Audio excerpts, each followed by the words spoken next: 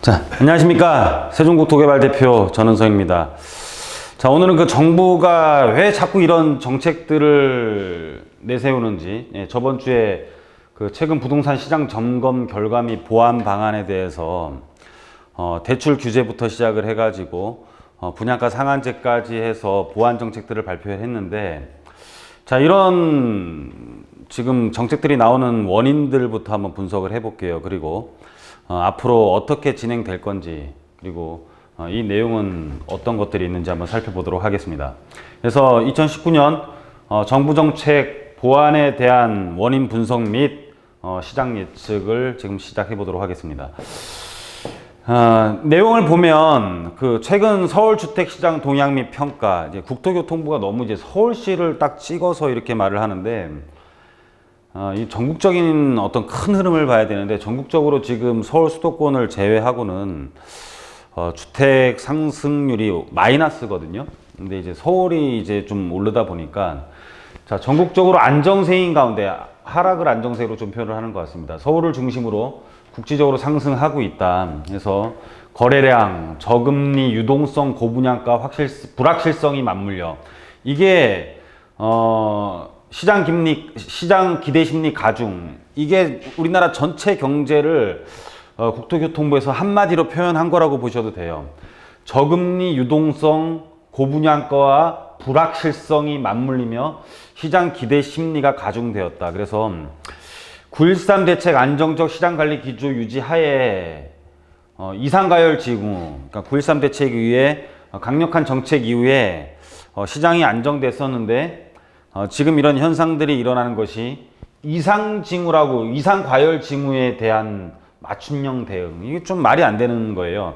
왜냐면은 저금리 유동성이 있는 상태에서는 이 현상은 당연한 거지 이상과열 징후라고 말할 수는 없는 거거든요. 그래서 좀 약간 뭐 정책들이 이렇게 된 것을 인정을 하고 뭐 해야 되는데, 이런 것들을 이상과열이라고 표현까지 합니다. 그래서 이 내용들을 쭉 오늘 살펴보도록 할 거예요. 그리고 시장 안정대책 보완 방안, 그래서 뭐 관계기관 현장 점검 및 상시 조사, 이건 무슨 자기네들이 이게 검찰도 아니고 물론 세무조사 뭐 하는 조사를 할 수도 있는 거지만은, 여하튼 간에 이상 거래 내역들에 대해서도 국토교통부가 상시 조사 체계를 운영한다. 그래서 조금만 무슨 거래량이 많아지면 완전 부동산 사무실부터 쥐잡듯이 잡죠. 그래서 부동산 사무실들은 문 닫고 도망가고, 뭐 밖에 나가서 전화 받고, 뭐 생쇼들이 일어납니다. 여하튼 간에. 그래서 대출 규제 방안, 보완 방안에 대해서도 쭉 지금 나왔습니다. 정책들이. 그래서 마지막 이제 세 번째, 분양가 상한제 시행령 개정안 보완 방안까지 지금 발표를 했는데, 여기에 대한 원인과 앞으로의 여기에 대한 내용들, 그리고 결과에 대해서 한번 쭉 설명을 드릴게요. 그래서 상한제 적용 제외 시에도 고분양가 관리를 적용하고, 그래서 주택보증공사 자체에서 리스크 관리 차원에서 분양가 상한제 적용이 제외되더라도 주택보증공사에서 한번 그 고분양가를 관리를 적용받게 되기 때문에 전체적으로 분양가는 적용을 받을 수 있다라는, 분양가 상한제는 적용받을 수 있다라는 그런 내용을 띄고 있는 겁니다. 자, 현 경제 상황과 이슈를 한번 보면은 시장의 불확실성 증가가 일단은 가장 큰 이슈예요. 여기에 대한 부분을 금융과 부동산으로 나눠서 한번 살펴보도록 하겠습니다. 그래서 시장 불확실성 증가가 가장 큰 거예요. 이거는 정말 한 5년 전부터 경제학자한테 물어보면, 지금 경제가 좋습니까 나쁩니까 이런 식으로 물어보면은 지금은 굉장히 불확실성이 클 때다. 결론은 경제학자도 모른다는 뜻이에요. 뭐 불확실성이 크다라는 건 지가 모른다라는 뜻이지. 이게 제가 그 5년 전이니까 6년 전에 이제 연세대 경제대학원이라고 이제 한번 다녔었는데, 거기에 대해서 경제학자 뭐 실명을 거론하기 좀 뭐합니다. 유 무슨 원장님입니다. 여하튼간에 그 원장님께서 지금 경제 상황이 어떻냐고 여쭤보면 불확실성이 증가되고 있다. 그래갖고 제가 한마디 물어봤어요. 모른다는 뜻 아닙니까? 그 노벨 경제학상까지도 이렇게. 자, 기업의 투자 감소. 예, 저번 강의 때도 한번 말씀드렸는데, 저성장, 저물가, 저금리, 이제 그거 이제 말씀드리면서 한번 기업의 투자 감소에 대해서도 한번 말씀을 드렸었는데, 기업이 투자가 감소가 되면 당연히 은행에 대해서 대출을 안 받겠죠. 은행이 대출을 안 받는다라는 뜻은 돈에 대한 수요가 굉장히 줄어든 거고, 돈에 대한 인기가 떨어지는 거죠. 그러니까 돈이 인기가 떨어지니까는 돈의 가치는 떨어진다라고 말을 할 수가 있는 것이고, 돈의 가치가 떨어지니까는 금리는 당연히 내려가는 거죠. 돈에 대한 인기가 떨어지니까. 돈을 쓰려고 하는 사람이 없으니까, 돈을 찾는 사람이 없으니까는 돈은 더 많아지는 거예요. 저금리로 인한 유동성이 증가를 하는 거고, 저금리, 돈이 너무 인기가 없어지니까는 돈보다는 더 다른 것에 대해서 인기가 더 많아지는 거죠. 돈보다는 다른 게 인기가 더 많아지는데 그게 안전자산이죠. 그러니까는 금이라든지 부동산이 우리나라에서는 되게 안전자산으로 평가를 받고 있고, 전반적으로 세계적인 돈에 있어서는 달러가 안전자산으로 평가를 받고 있는데, 이런 안전자산에 대한 선호 형상이 굉장히 높아지는 겁니다. 그리고 이러다 보니까는 유동성이 너무 증가가 되고 돈이 흔해지고 돈이 너무 많아지니까는 이건 문제가 될 수가 있는 거죠. 이런 돈들이 안전자산으로 올라가고, 안전자산, 실물이라는 것은 한정이 돼 있는 거죠. 만들 수 있는 생산성에 대한 한계성을 갖고 있기 때문에 가격이 올라가다 보니까는 정부는 이 한정된 자산에 대한 가격, 그러니까는 부동산, 한정된 자산에 대한 가격이 올라가지 않게 대출 규제를 어마어마하게 지금 심하게 하고 있는 거죠. 그래서 정부의 대출 규제가 이렇게 일어나고 있는 거고, 정부 대출 규제가 많이 일어나다 보니까는 은행은 대출 감소를 하게 돼 있어요. 기업이 투자도 안 해서 기업도 대출을 못 하고 있고, 돈을 안 끌어 쓰고 있죠. 그리고 지금 물론 가계 대출이 문제가 되지만은 정부의 대출 규제가 굉장히 심하게 되다 보니까는 은행은 사실 장사를 할 데가 없어요. 은행이 계속 저축만 받으면 은행 뭘 먹고 살아요? 받기만 하고 나가서 이 받은 돈이 활용이 돼가지고, 은행은 이자 수입이 발생을 해야 맡긴 사람한테 이자를 나눠주고 그 나머지 차익 가지고 자기가 먹고 사는 구조인데, 돈은 계속 들어오다 보니까는, 돈은 계속 들어오는데 나갈 데가 없습니다. 나갈 데가 없다 보니까는 은행은 돈이 필요가 없는 거죠. 어떤 나라에서는 급기야 마이너스 금리까지, 너 나한테 돈 맡기려면 돈을 오히려 내놔. 돈을 가져다 쓰는 사람이 하나도 없으니까, 은행에 수입이 없으니까 오히려 맡긴 사람한테 돈을 받아야지만이 은행이 유지가 될 수 있는 어떤 그런 구조로 가고 있는 게 마이너스 금리라고 보시면 될 것 같아요. 그래서 우리나라도 은행이 기업도 대출을 안 얻어 쓰고 가계 대출도 막아버리니까는 은행이 어떻게 영업할 방법이 없는 거죠. 영업할 방법이 없다 보니까는 뭐 은행은 뭘 먹고 살아요? 먹고 살 게 없는 거잖아요. 그러다 보니까 은행의 편법 대출이 굉장히 증가를 합니다. 그래서 이런 거에 대한 규제가 지금 계속 다 나오는 거죠.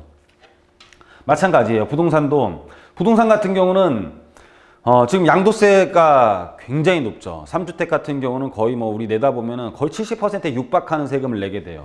그리고 임대사업자가 되게 많이 증가를 하게 되고, 그러니까 안 파는 거죠. 세금이 너무 많으니까 팔아봤자 똑같은 걸 살 수가 없어요. 내가 A라는 주택을 팔고 다른 B라는 주택으로 옮기고 싶은데, A라는 주택을 팔 때 세금을 너무 많이 내다 보니까는 오히려 그걸 팔아봤자 그 흔한 돈으로 지금 갖고 있을 필요도 없는 것이고, 그걸 팔아봤자 다른 주택을 사려고 하는데 세금을 너무 많이 내다 보니까는 자산이 축소가 된 상태에서는 다른 자산으로 갈아탈 수가 없는 거죠. 그러니까 세금 내려니 내게 좋든 나쁘든 간에 그냥 갖고 가는 거예요. 그러니까 양도세가 증가를 하고 임대사업자가 증가를 하다 보니까는 임대사업자 페널티가 너무 많잖아요. 너무 많다 보니까는 중간에 매매를 할 수가 없습니다. 그러니까는 시장 매물들이 양도세 많은 매물과 임대사업자 매물들이 많은데, 이 매물들이 많다 보니 이런 물건들이 많다 보니까 시장에 매물이 나올 수가 없는 거죠. 매물이 나오지도 못하고 재건축 재개발도 규제를 하게 돼요. 그러다 보니까 일부 사업이 진행되는 데서 시장의 매물 감소가 엄청나게 일어나다 보니까는 이 분양가 자체가 마음대로 상승을 해도 장사가 잘 되는 거예요.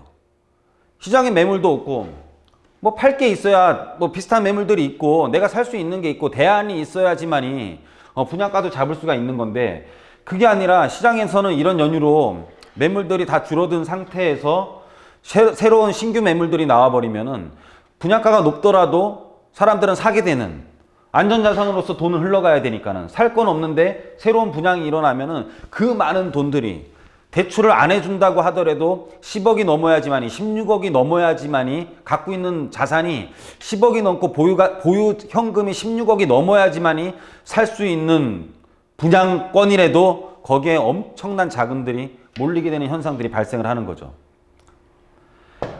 이게 현재 시장입니다. 그래서 그런 현상들이 생기니까 급기야 분양가 상한제를 실시하게 되는 것이고, 그리고 수도권 지방은 양극화가 되고 있어요. 수도권 지방은 양극화가 되고 있기 때문에 거기서 나오는 단어 자체가 이 핀셋 규제라는 말이 나오고 있는 겁니다.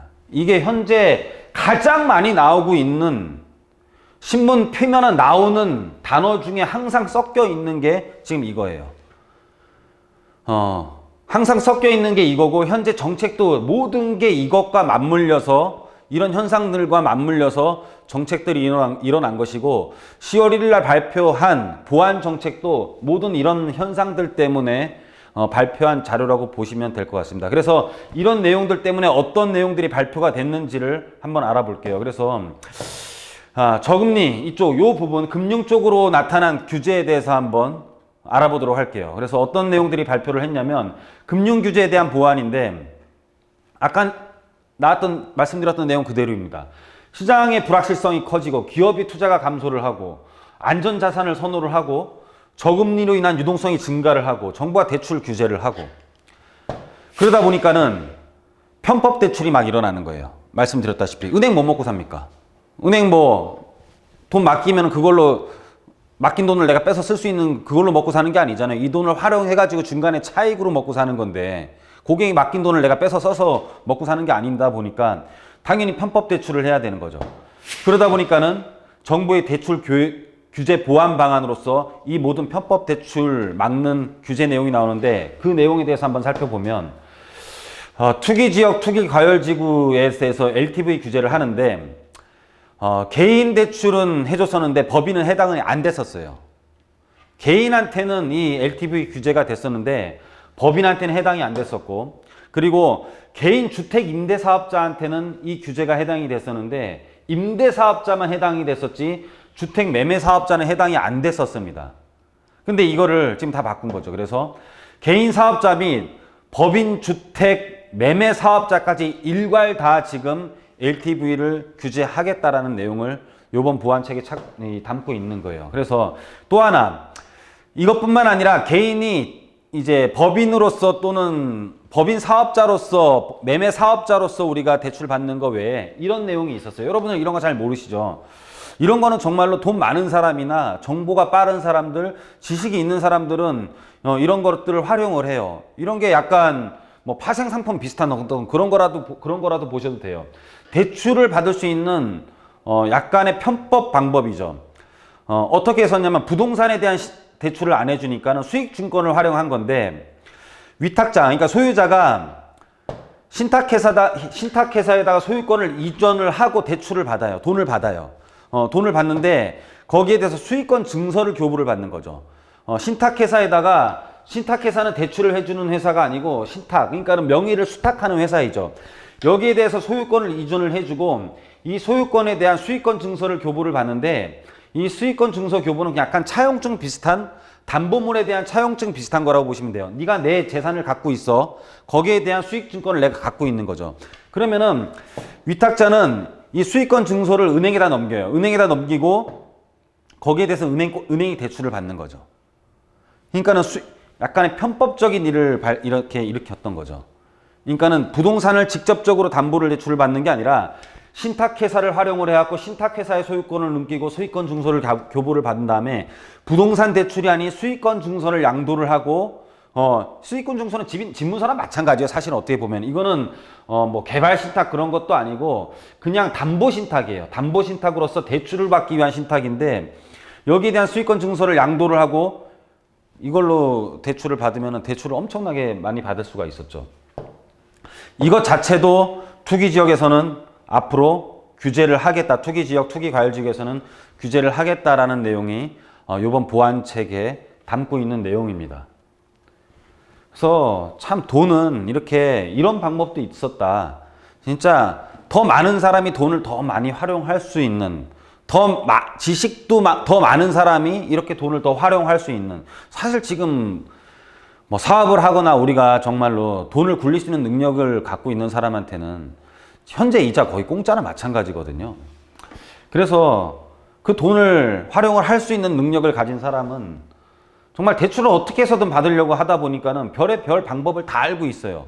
여러분들처럼 그냥 내 재산 은행에다가 저당권 설정해가지고 대출 받는 거 이거밖에 모르는 사람들은 모든 규제를 받고 있는 거죠, 사실. 그러니까 돈을 활용할 수 있는 능력도 엄청나게 떨어지는 거고. 여하튼 간에 저금리, 안전자산 선호 형상, 정부의 대출 규제, 재건축, 재개발 규제, 시장의 매물 감소, 분양가 상승, 분양가 상한제 실시 요 내용들로 지금 분양가격 상승에 대한 보완을 지금 또 하는 거죠. 그 내용들을 보면 저금리, 유동성, 매물 부족이에요. 아까 매물 부족이 왜 일어나는지 말씀드렸죠. 돈은 되게 많아요. 저금리로서 유동성은 증가를 했습니다. 하지만 매물이 부족되는 현상은 아까 뭐였죠? 양도소득세가 너무 많아요. 너무 많고 재건축 재개발 규제를 하다 보니까는 매물이 없습니다. 자, 그리고 매물이 있어도 또 수요자도 감소를 해요. 그렇게 규제하는 건 누가 사니까? 돈은 많아지는 거죠. 돈은 많아지는 거고 그리고 임대사업자도 굉장히 증가를 많이 하다 보니까는 임대사업자 매물로 인해서 시장에 나올 수 있는 매물도 현저하게 줄어들죠. 그래서 이런 것들이 그냥 신규 분양으로 돈이 엄청나게 몰리는 거예요. 그러다 보니까는 분양하는 주체 측에 있어서는 분양가를 굉장히 높여도 되는 것이고, 그래도 뭐 지금 돈이 너무 많으니까는 유동성이 펄펄 날아다니니까 거기에 대한 규제를 지금 하는 게, 고분양이 이렇게 되다 보니까 고분양 가능하게 되는 거고, 그러다 보니까는 시장 기대 심리가 가중되는 거고, 전반적인 부동산 가격이 오르는 거예요. 고분양이 가능하다 보니까는 분양권뿐만 아니라 팔지 못하는 매물 자체의 가격도 엄청나게 올라가는 거죠. 안 파는 거죠. 안 팔아도 그냥 가격은 호가는 계속 올라갑니다. 그래서 나온 게 이제 분양가 상한제, 경과조치 보완이에요. 여기에 대한 내용들 한번 읽어보십시오. 그냥 읽어보시고 한번 설명을 그래도 좀 드리면, 이 보완이 뭐냐면 이제 입주자 모집 공고 신청분부터 적용하되, 그 전에는 이제 관리처분인가였잖아요. 그죠? 근데 관리처분인가 신청이었는데 지금 입주자 모집 공고 신청으로 적용 바꾸는 거죠. 그래서 재개발, 재건축, 지역주택조합은 일전 조건 충족 시 유예기간을 준다라는 거죠. 유예기간은 줍니다. 뭐 시행령 시행 전 관리처분 인가를 받았거나 관리처분 계획 인가를 신청하고 시행령 시행 후에 6개월까지 입주자 모집 공고를 신청한 경우 상한제 적용을 제외한다. 지역주택조합은 관리처분이라는 게 없어요. 이거는 재건축 재개발 같은 경우는 조합사업이고, 지역주택조합은 말은 조합이지만은 이거는 거기에 있는 소유자 조합을 말하는 게 아닙니다. 이거는 여기에 대한 조합은 통장 없이 우선적으로 분양을 받은 사람을 조합이라고 하는 것이고, 재개발 재건축에 있는 조합은 거기에 있는 소유권을 갖고 있는 사람이에요. 이 지역주택조합은 거기에 있는 소유권이 아니라 이 소유권은 다른 시행사가 갖고 있는 거고, 여기에 있는 우선 분양을 받을 수 있는 채권적인 성격을 갖고 있는 거죠. 그러니까는 여기에 대한 호수를 먼저 받을 수 있는 채권적인 소유권을 갖고 있는 채권적인 권리를 갖고 있는 조합이고, 재개발 재건축은 여기 이 사업하는 구역에 소유권을 갖고 있는 곳이죠. 소유권. 그래서 여기에는 소유자가 하나라고 보셔도 돼요. 하나라고 보셔도 되기 때문에 당연히 관리처분이라는 게 있을 수가 없죠. 관리처분이 없으니까는 당연히 사업계획 승인을 받으면은 분양가 상한제를 바로 적용을 받을 수 있는 거죠. 어려운 내용입니다. 다음에 세미나 하면은 이런 어려운 내용들은 이 눈빛을 보면서 제가 설명을 드려야 돼요. 지금 뭐 제가 불특정 다수 제가 저 혼자 카메라 보고 떠드는데 여러분이 제가 이거 말하고 있으면은 아는지 모르는지 모르잖아요. 근데 세미나 때는 딱 지켜보면은 제가 이 사람이 알고 있구나 모르고 있구나, 눈이 동태구나 아니면은 막 반짝반짝하구나 제가 다 알거든요. 그럼 이런 거를 제가 설명하면서 잘 설명 드릴 수 있는데 오늘은 좀 넘어가도록 하겠습니다. 그래서 일반 사업 리모델링 주택 사업 뭐 입주자 모집 공고 신청부터 적용을 한다. 그래서 쭉 보면 뭐 이런 내용이에요. 구분을 해보면 선분양, 후분양, 임대 후 분양이 있는데, 일반 분양을 착공 시점부터 하는 거고, 착공 시점부터 하면은 허그에 대한 고분양가 관리도 받아야 되고요. 민간 공공 분양가 이제 상한제도 이제 해당이 돼요. 근데 후분양을 택하게 되면은 그전에는 해당이 안 됐었는데 지금 다 해당되는 거고, 이 후분양을 하게 되면은 허그의 고분양가 관리에서는 빠지게 되죠.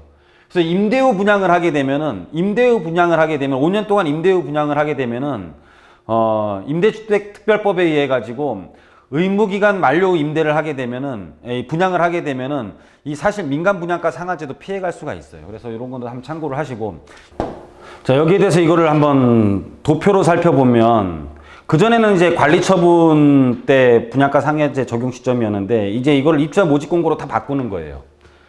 후분양을 하더라도 입주자 모집 공고는 해야 되는 거거든요. 그러다 보니까는 후분양을 하더라도 분양가 상한제는 다 적용을 시키겠다라는 거죠. 근데 피해 나갈 수 있는 건 5년 임대후 분양이에요. 이것까지 손을 볼까는 싶어요. 그래서 분양가 상한제 해당 안 되는 거는 5년 임대후 분양인데, 정말로 한남 더일처럼 굉장히 높게 팔 수 있는 지역들은 사실 일어날 수도 있어요. 왜냐면은 거기에 살고 있는 사람들한테 또 우선 분양을 볼 수도 있거든요. 그러다 보면은 그분들이 아주 높은 값에 또 임대를 살아주면 조합 입장에서는 뭐 그렇게 그 임대 기간 동안 그렇게 손해를 안 볼 수도 있거든요. 그래서 아주 비싼 데들은 아마 이런 것도 가능을 할 것 같습니다. 그래서 결론 한번 내려보면, 시장의 유동성이 지금은 더 늘어나면 늘어날지 줄어들긴 굉장히 어려워요. 시장의 유동성이 줄어들려면 어디서 금리를 올려가지고 돈을 빨아들여야 되는데, 우리나라는 금리를 오히려 지금보다 좀 더 낮추려고 하고 있잖아요. 그럼 유동성이 점점 높아질수록 이 돈이 부동산으로 가면은 정말로 빈부의 격차는 더 나게 되고, 그럼 빈부의 격차 나게 되면은 진짜 굉장히 어떤 사람들한테 없는 쪽에서는 상실감이 굉장히 많이 일어나겠죠. 그럼 근로의욕도 상실을 하게 되고, 또 뭐 원가 너무 높아지고 이러면은 또 생산성도 많이 떨어질 수도 있는 거고, 여러 가지 문제들이 생겨요. 그래서 시장의 유동성이 많아질수록 대출의 규제는 점점 강화될 수밖에 없어요. 점점 강화될 수밖에 없고, 제가 얼마 전까지만 하더라도 우리 고객들 중에 아까 이런 편법 대출로 해가지고 집을 살려고 하는데 어떻게 생각을 하냐 저한테 물어보길래 무조건 규제 일어난다고 제가 말씀드렸었거든요. 그래서 진짜 유동성이 많아질수록 대출의 규제는 점점 강화됩니다. 그리고 돈의 가치 떨어지는 거예요. 돈의 가치는 떨어지는 거고, 아까도 말씀드렸다시피 우리가 수익증권으로 대출을 받는 거에 대해서도 설명을 드렸잖아요. 그래서 자금 융통 능력에 따라 빈부의 격차는 더 벌어져요. 참 막기 힘든 거예요. 그렇죠? 막기 힘든 거고, 빈부의 격차는 더 벌어진다. 이 가난은 뭐 나라님도 뭐 구제할 수 없다라고 말을 했었잖아요. 사실. 그죠? 돈의 가치는 더 떨어지고 자금 융통 능력에 따라 빈부의 격차는 더 벌어지기 때문에 여러분들 참 이 돈을 활용하는 거에 대해서 한번 저랑 많이 상의를 하셔야 될 것 같아요. 그리고 중간에 좀 말씀 한번 더 드릴게요. 저희 이제 좀 질문 있는 분들은 저희 카페에다가 카페 가입을 하셔가지고 거기 Q&A란에다가 그 질문을 올려주시면 그 질문 중에 선별을 해가지고 제가 그 질문에 대한 답변을 이렇게 유튜브로 제작을 해갖고 좀 올릴 예정이에요. 그래서 여러분들 한번 카페 가입하셔서 질문 있으신 분들은 그렇게 한번 올려주시면, 선택된 분들은 제가 그 유튜브를 통해서 제가 설명을 드리는 시간도 갖도록 하겠습니다. 마지막으로, 일부 지역 상승으로 부동산 완화 정책 시점을 놓칠 경우 이 지방 침체는 더 가속화될 가능성이 높아요. 그래서 여러분들, 근데 이 정부가 참 지금 이 정부가 좀 현재 이런 상황, 경제 상황뿐만 아니라 정치 상황까지도 제대로 인식을 잘 못하는 발언들을 너무 많이 하고 있어요. 그래서 이런 지금 불안한 경제 상황에서 완화 정책을 절대로 안 쓸 것 같아요. 그러다 보면은 지방 침체는 훨씬 더 가속화되기 때문에 여러분들 될 수 있으면 지방 투자는 앞으로 좀 삼가하시는 게 좋을 것 같습니다. 자, 오늘 현재 보완 정책에 따라 왜 이런 현상들이 나타났고 그 현상들에 대해서 일부 설명드렸고, 앞으로 이런 현상들은 또 더 일어날 것이라고 설명드리면서 오늘 강의는 마무리하도록 하겠습니다. 여러분들 항상 건강하시고 부동산에 대해서 걱정이 있거나 문제점 가지고 계신 분들은 항상 저희랑 상의해 주시면 제가 여러분들께 성심껏 답변을 해드리도록 하겠습니다. 그리고 좋아요, 구독 항상 눌러주시고요. 또 다음 시간에 뵙도록 하겠습니다. 감사합니다.